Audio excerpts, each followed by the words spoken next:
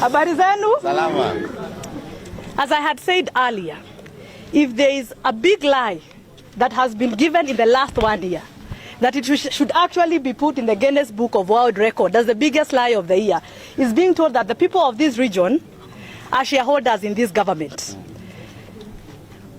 People of this region cannot be shareholders in this government, and the money that was allocated to their projects by the previous administration has been taken away and redirected to other projects elsewhere, as if they are children of a lesser god and they do not deserve those projects.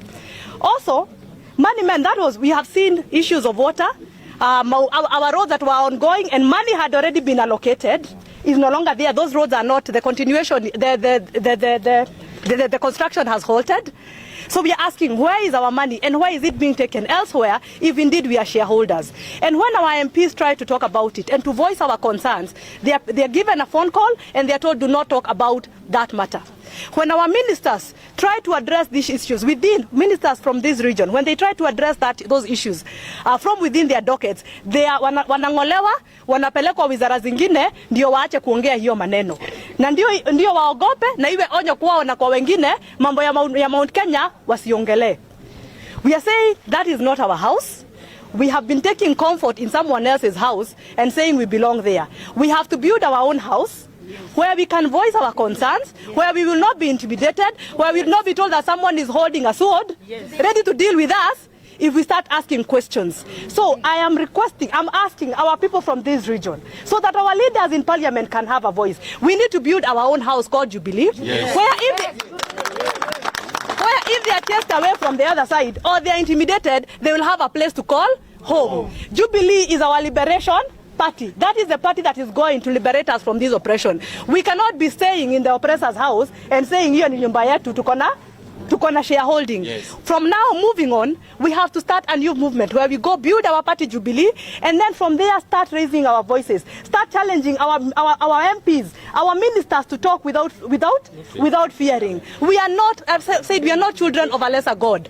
We are not to be intimidated. We have every right to ask for what belongs to us, for our resources, because we also pay taxes. But for us to do this, we must be in a place where we will not be intimidated. And that place is called Jubilee Party, and that's why no matter how much they are trying to fight our party, we are going to win that battle in court. We are going to take our party back, and we are going to fight for this region and for our country. Because when we are in Jubilee, Jubilee will be able to align with people with like-minded people, ODM and the others, and Wiper, and be able to not only to fight for ourselves, but to fight for the region. Kikuyu's leaders have always been known to fight against oppression from the Mau Mau days to the days of second liberation. But what has happened now? We have become very timid. If our forefathers came now, they would be very shocked that we are the people who just sit down and we are just the people who just hold back and allow the government to do whatever it wants, even if it's oppressing us. We must rise to become the people we are. We are a very strong community, and if we work with other strong communities, we will be able to liberate not only our region but this country. Thank you very much. Yes? Now the number 2 in the government, what is it doing? The number 2 in the government. Yeah. The number 2 in government is the one who is telling us that we are shareholders in that government, knowing that he's lying. If he is a shareholder himself, Rigathi Gachagua is a shareholder in government, and whoever else feels he's a shareholder because they have government appointments, that does not represent the rest of us. That is Rigathi Gachagua and his office. It does not represent Mount Kenya, because he never talks about Mount Kenya. Yes. People have been dying in Lamu, Kikuyus. People are being harassed in Eldoret. He does not talk. I have not heard him talk about Lamu. I have not heard him talk about Nyamakema traders. But he's telling us we are shareholders. Hiyo ni kiti yake yeye mwenyewe. Haituhusu. Haituhusu. So that is his position as Rigathi Gachagua. It does not belong to Mount Kenya or to the Kikuyu community. Thank you very much. Yes. Yes. To restructure Jubilee Party to enable you to make it strong again. How are you going to restructure Jubilee? Are you going to restructure the leadership of the party?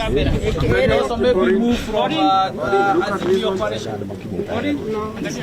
No, we are in Azimio coalition to stay. That is our coalition, and that is why we are going to work with other leaders and other communities to build a very strong movement. Yenye itangoa Ruto kwa hiyo kiti. So we are staying in Azimio, we are fighting from there, and we are very united. These stories you are hearing, they are sponsored stories to say that Azimio is divided. I don't know who is here, who is no. Azimio is together. Yes. And we are going to fight this battle together. And about restructuring of Jubilee, the most important thing right now for Jubilee is to start from the grassroots, building up. We cannot just be a party that talks from up there, but mashinani hatuna watu. So as you've been seeing our Secretary General Kioni moving from one county to another, just trying to bring people together at the grassroots level. We are having, we are having leaders, young leaders, appointing young leaders to lead Jubilee in different counties. You saw him and our party chairman, David Murathe in Lamu, also defending our people. So we are building this party. We are restructuring, but from bottom. From the bottom as we build to a very high, to a very strong leadership at the top. Thank you very much. In the new onslaught, what role are we likely to see the former president play? Let him first speak and then I'll yangu ni machache sana. Kwa jina langu naitwa Kariuki Kiroga kutoka hapa Kiambu. Yangu ni machache sana. Kuambia watu wa Mount Kenya, mbele sio kuzuri. Ile mambo yote William Ruto ameleta, hata hizi sheria ambazo Ishongwa anasukuma kule bunge. Ukianzia kwa wakulima, wale watu ambao wako targeted ni watu wa Mount Kenya. Tulisikia wakisema hata kutengeneza chakula ya ng'ombe ile sile jitu tunakatakata majani itakuwa ni fine kukutwa ukitengeneza bila barua na kama hujasomea. Tukiangalia wale wakulima kutoka kule Northeastern huko, hizo ngamia kuna mahali wanatengezaga silage, wanaachilia ng'ombe zao kwa kichaka, ngamia zao kwa kichaka. Wala watu wako targeted ni wale wakulima wetu wa Githunguri na kule kwingine. Na tuambie William Ruto, bere ya kujenga hizo affordable housing hapa Kiambu, atengeneze jela mingi because we are ready to go to those prisons. Hakuna wakati tutaitikia watu wetu wafinywe. Ya pili, leo tuko na viongozi akina Ishongwa na wengine. Tukikumbuka wakati wa Moi alikuja akawa na mpango wa kufinyilia Mkikuyu na watu wa Mount Kenya. Na tulikuwa na akina Ishongwa of those days, Kariuki Shotara, baba ya Susan Keheka, akina Keheka Kimani, akina Kamotho, ambao walitajirika kivyao wakifinyilia na kupigia Moi makofi akifinyilia watu wetu. Today we have Ishongwa, we have Gachagua, we have Dede Nyoro ambao wanapigia Moi makofi akifinyilia watu wetu. We had akina Matiba ambao walitokezea kuokoa watu wetu. Let us be the Matibas of today. Let us be the Robias of today. Tutasimama kidete na tuambie Moi, na tuambie huyu Moi mpya, the modern Moi, William Ruto, hakuna kufinyilia watu wetu. Ya mwisho, tuambie William Ruto, hii serikali yako imefinya watu. For the first time, amepandisha vitu ambazo haijapandishwa. Amepandisha chumvi, amepandisha condom, amepandisha kila kitu. Watu wetu wakufa ukimwi. We are telling William Ruto, Mungu hata achilie ufanye hivyo. Na tuambie watu wetu wa kanisa. Tuambie watu wetu wa kanisa. Hapa tumefikishwa na kanisa. Wala watu wengi, we have those few people ambao ni wazuri. Tuko na Wainaina, the provost ambaye aliongea vizuri sana Sunday. But we have bishops hata hapa Kiambu. Tuko na mwingine hapa Kahawa West, anaenda mpaka kuomba kazi kwa Ruto. We are telling people, na tunaambia watu vizuri sana. Watu wa kanisa, tuambie Mungu, kama kuna mtumishi wako ambaye anateka advantage ya wale watu ambao wanaamini sana kwa kanisa yake, Mungu usiachilie atuweke kwa shimo zaidi. Chukua huyo mtu kivyako utuondolee in our midst.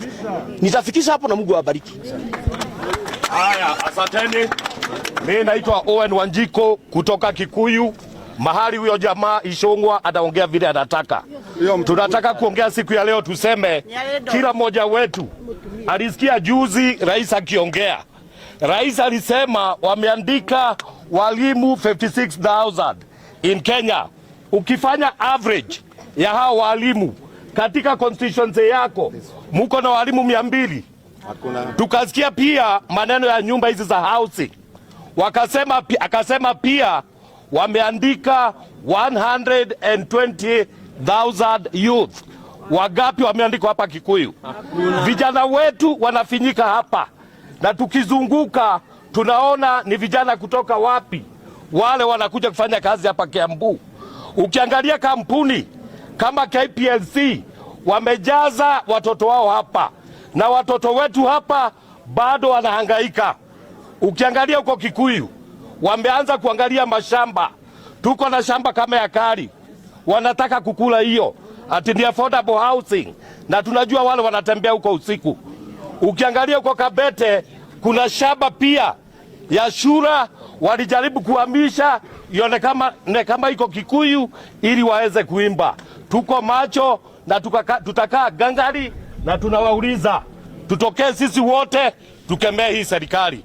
Tando nä twatereirie andå aitå tå kombete nginya twakomba mbia India na nä moä gå tirä må ndå å rä wathiä gå komba mbia India må hä ndä ndagå tå he gå ikaro na nä kä o må rona må nene witå ndarå gamaga Kenya nä gå conoka nä guo Kenyans matikamå rie ciå ria ongorwo nä å cio wä harä a Kikuyu å cio nä tå kå ndiu nake rä u ona thukuru gwatuä ka no kå iyä rwo iä twä hamwe andå aitå tå thiä thabarä twä hamwe na tå tigatiganä rie kä ama kä a Jubilee ä yo nä yo nyå mba itå. Asanteni.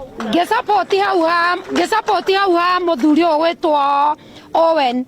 Andå a Kikuyu hena å ndå ndä renda må menye barabara iria ciothe ciatunyanirwo iratwarirwo kå rä a Ketri kũu Kari na kũu Vet marakua nä to maraiga nä kuo marenda gwaka nyũmba mumere to mä gå nda ä yo må thångå atanoka yarä ya maguka maitå magä tunywo na tå tingä tä kä re thiä andå othe mumere na kä manua icong'wo menye kabete nä gå tinanio atunanirio agä tuä ka nä gabete na gä kå yå gä kå yå kå u guothe mä gå nda ä yo ä rä nä itå kå rä a guothe twä taga kwa hai na ndä gå thiä. Nä tagwo Ndama wa kå rä a kä amba no gwitå nä Jubilee ndä wa kä ama kä a Jubilee oe very good muthenya å må thä tuoka nä å ndå wa harä a tå kinyä tio nä må tå rä re å yå wa mbere tå tanaima niä nä twaikarä te thä niä personally na ecimu arä a me haha na Uhuru na kiuga nä aneana budget jiganu ya kazi mtaani for the next 5 years. Nä må rona kazi mtaani mbia cia kazi mtaani ciko tondå nä ciarä budget-inä mbia cia andå akårå pesa ya watu wazee iko wapi ya mwaka mzima yenye imekuliwa iko wapi hiyo pesa na ilikuwa kwa budget. Pesa ya wanafunzi wa mashule iko wapi Januari nä roka etigetie thikå ciganona fithi nä nyongerere nä guoi no kwega i nä ciacio ciana citå iria ciraperformire maratwarirwo cukuru Marsabit maratwara cukuru Mandera ciana citå iria cithomeire Kiambu ä no makarega kå heo opportunity mathomere gåkå ithuä tå raiga å ciaigana nä ciaigana nä cieka atä a nä ciaigana må menye å kahåa gaka tå rerwo njohi ä no tå rerwo rä rä a ciana citå mamå heaga kura marä hustlers nä guo thaici maretwo kä maretwo ndoä na må ngä kä nä kå maanisha andå aingä no marenda gå tua nä mä kora moke mahårwo moke moragwo yuthi itå nä guoi tå rä andå arå rå må ndå tå rä arakaru na nä tå raiga å ciaigana nä ciaigana nä cieka atä a turanete nawe o moja kwa moja mumenye ora tugo twarana. Na sasa nasema sasa mambo niseme na Kiswahili. Mahali tumefika mwisho. Wakiomba kura wana vijana wetu na youth wetu na sisi mama zao walikuwa nasema ni hustlers. Saa hii wamebadilika wakiwa wameongozwa na women rep wa huko. Wakiita watoto wetu nini? Mongiki. Wewe unajua Mongiki anafanyangwa aje? Shoot to kill. Hiyo ndio order ya Mongiki. Shoot to kill. Kwa hivyo sasa wanataka kuua watoto wetu. Januari ni imefika. Mimi naongea nikuwa na hasira ya mwanamke. Ya mama amezaa akatoa mtoto na tumbo. Na sisi yes, nyene gotindeka gaciara mwanake. Mwana wako ari uo mbothe etagwo Mongiki. Na rĩrĩa heana kura ari hasora. Nĩguo hii. Sasa nawauliza kama mtoto wangu ambaye nimezaa na tumbo yangu nikasukuma akatoka akipeana kura alikuwa kijana mzuri. Sasa hii amekuwa Mongiki. Na mnajua order ya Mongiki ni shoot to kill. Mnataka kumaliza vijana ya Kiambu. Mnataka kumaliza wasichana wachanga wa Kiambu. Mumeleta madawa huku, watu wanakunywa madawa, pombe inapeanwa free. Mkitudanganya hapa mna deal na pombe. Mnapeana school fees ndio hiyo inakuja January, wazazi wataitisha school fees. Tumesema imetosha. Punda amechoka. Punda amechoka. Acha niongee tu kidogo tu dakika moja. Ndakirwo nä ngå kä aria nä ndaheo handå Nä ona ndera kwaria kaå kanini.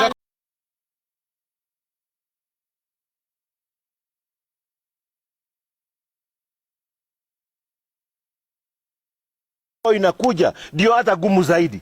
Tunasikia siku hizi wameleta bill kwa bunge ambayo ikipitishwa, nikiwa na kuku kwa nyumba nitakuwa nikilipia kuku shilingi 50 kila mwaka ili nikuwe na kuku kwangu nyumbani.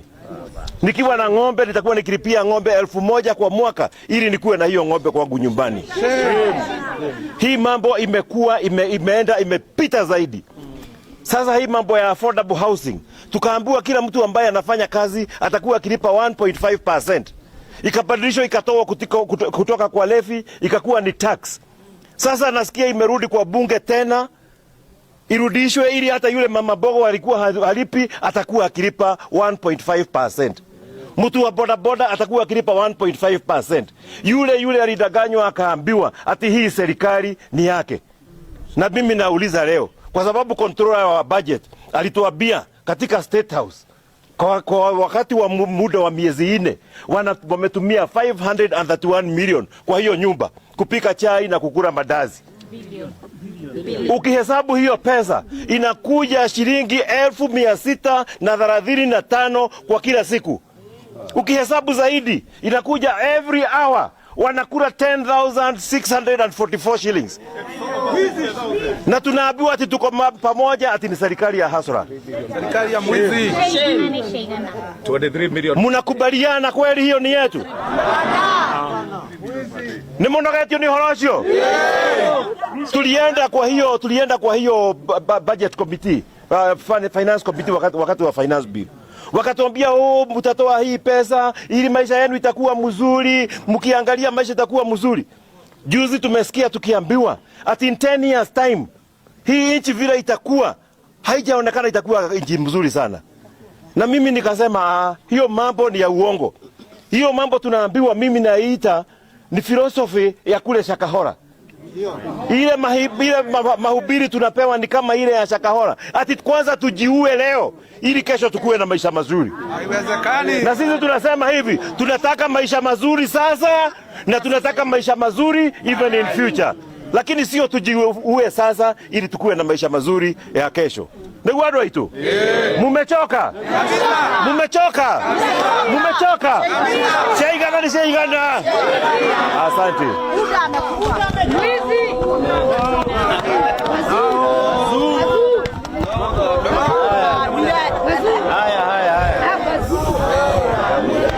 Haya. Nedaigwa no that. Haya. Very good. Sasa kama mwenzangu aliposema hapa ni kwamba watu katika nchi nzima walikuwa na tumaini kubwa sana kulingana na yale mambo ambayo yalisemwa na ambaye ni rais leo.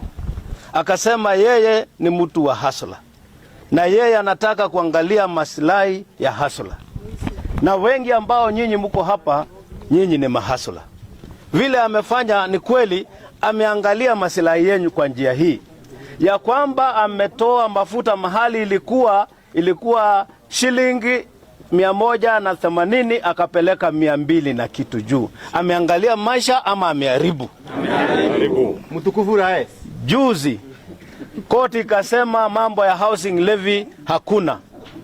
Saa hizi nataka kuambia, hata sio kusikia, mimi mwenyewe nimeona kwa website ya parliament, Kimani Ichung'wah ameweka bill inaitwa affordable housing bill. Na hiyo affordable housing bill amesema ambaye ameajiriwa atalipa kodi ya 1.5%. Alafu akaendelea akaangalia masilahi tena ya hasla. Akasema hasla yeyote ambaye ni mama mboga, ambaye ni mtu ya mkokoteni, ambaye ni mtu ya pikipiki, ambaye ni mtu ambaye ni wa maisha ya chini, atalipa gross income yake atalipa 1.5% ya housing. Na akaongeza hapo juu akasema hata kama hauna nyumba wewe utalipa kodi ya kununulia watu nyumba na wewe hauna. Hiyo ni nzuri ni mbaya? Mbaya. Kwa hivyo tuwaambia na tuwapatia tahadhari. Na umesikia tumesema enough is enough. Enough is enough. You can fool some people sometime, but you cannot fool all the people all the time. You fooled us. Yes. Na tukakubali Hata mimi nilikuwa nafikiria ulikuwa umeongea kitu iko na mwelekeo.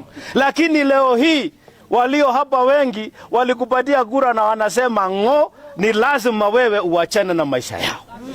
Kwa sababu umewafinya ya kutosha. Ni kweli si kweli? Kweli.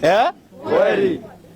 Na anakaa kwa miti juu. Juzi naona anabeba delegation ya watu 800 wakapelekwa Dubai. And listen to this one very carefully. Kwenda Dubai amewalipia 2.2 billion shillings. January is coming in 2 weeks. Na watoto wetu wameongezwa fees. Na amekataa kuachilia pesa ya CDF. Kwa hivyo hawana kitu watalipiwa naye fees. Lakini kuna pesa ya kupeleka wabunge wakalale huko na hakuna kitu wanafanya, 2.2 billion. Equivalent to the fees of 75,000 students in high school. Hello? Munasikia? Kwa hivyo huyu ni mtu anatujali ama hatujali? Hatujali. Nasikia ndege zinakutana kwa hewa. Alihama Kenya. Sikia, zinakutana hapa kwa hewa. Anaruka, anabadilisha nguo. Anakuwa mtalii. Na hata saa sababu anapenda sana kuuza mashamba. Hata nasikia wamechukua ile shamba ya Ruai ya sewage. Wameshachukua. Hiyo ya sewage wameichukua na Uhuru alikuwa ameishika ndio isaidie watu wa Nairobi. Na watu wa Nairobi musikie. Sasa kutakuwa ni kama Sodom na Gomora kule. Sababu amechukua hiyo shamba. Tuamwambia wachana na hiyo, uza Statehouse. Uza nini? Sababu wewe hukai Statehouse utakutafitia Airbnb. Unakaa hapo siku moja alafu unaenda ng'ambo. Ni sawa si sawa? Sawa bazu. Si ni sawa? Hii watu wote kazi yao ni ya wizi. Mtu anadanganya leo, anadanganya kesho. Unajua we had even given you time my friend. 1 year, 5 months. Saa hii tumesema hakuna kunyamaza tena. Hautasimamisha watu wetu kufanya kile wanataka, si kweli? So utasema hivi like our declaration hapa. Mliona watu wetu wamechapwa sana kule Lamu? Si wamechapwa? Sana. Na hajapeleka watu ya kuangalia mambo ya security. Na wananyongwa sana, lakini pesa ya kwenda Dubai yako naye. Na China, na India. Wanakutana na wherever anaenda na anapeleka askari Haiti. Na saa hiyo watu wetu wanauawa. Anatujali hatujali? Hatujali, sio? So we are giving you a warning, and this is Kiambu declaration. Ya kwamba enough is enough, and we don't want your liberation. We have decided to liberate ourselves, and the starting time is now. The starting time is now. Nyote mmekubali tuanze safari ya kutimua hii jamaa na tusumbua? Ni wangapi wanasema tumutimue? Kama mbaya utashuka kwa mti, kama hautoki tutakata huo mti na pawa so uanguke chini.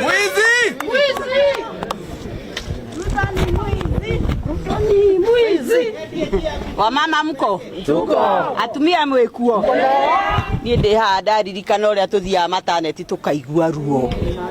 Riu ndiraigua kaundu gaka ka January. No uria twehereirio Kiswahili.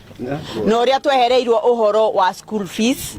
Uria tuhinyireirio school fees kuria kwari kwa free education gutire. Kabiashara karia atumia turutaga niko kau tukurihira 1.5. Ngarigwo January ciana ni igathoma. Ciana citu tugutwara ku. Ndiracokire ndiraigua kangiona children home iria ciana citu iria ikwirirwo tutwaraga ni ikuhingwo. Tukurera ciana ate atumia. Ngacoka ngagia na ruo. Ciana icio turendwo tutigathomithie. Ciage githomo. Ciathie na kuginya ciaga mawira ri tondu ni ciakereirwo na ni magire ri. Ciahutia gacohi cianyua cietwo mungikiri. Kana ti ithuĩ twaciarire? Nĩ ithuĩ twaciarire? Ciana citũ nĩ mũngĩkĩ? Ciana citũ nĩ mũngĩkĩ? Niĩ ngwenda kwaria na ruo, nĩ tũririkanwo ciana citũ ithiĩ cukuru, na nĩ tũririkanwo ciana icio itarĩ mawĩra nĩ ithuĩ twaciarire. Cietherwo mawĩra, cietherwo maũndũ ma gwĩka, itige gwĩkwo mũngĩkĩ, na ndarũgama ndaiga, ndamũthaitha inyuĩ mũracita mũngĩkĩ, tũtikoragĩrwo ciana citũ. Tũtikoragĩrwo ciana citũ. Gũkinya hau ndingĩaria rĩngĩ, atimia mwĩna ruo. Mwĩna ruo. Tũririkanwo. tunyitane tumire thank you muno mahe woni ndoka mathai maruma na nyondo ici